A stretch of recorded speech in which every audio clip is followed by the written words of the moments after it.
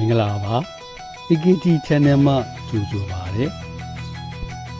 ဖလီပါကလစ်ကိုအသုံးပြုပြီးဖုန်းနဲ့ပဲပုံလေးတွေဆက်လက်ရေးဆွဲတင်ဆက်လိုက်ပါတယ်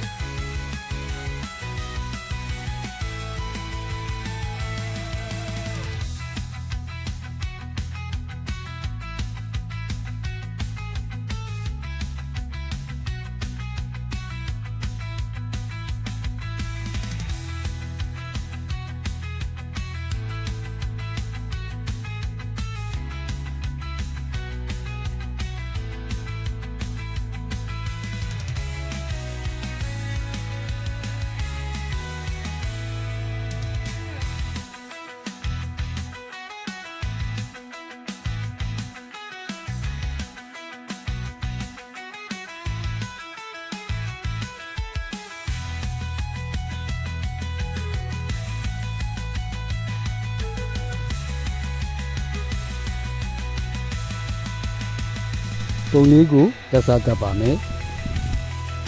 မိညာပြုခဲ့တဲ့ဝင်းပုံကိုလည်းဆင်တွဲပေါ်ပြလိုက်ပါတယ်။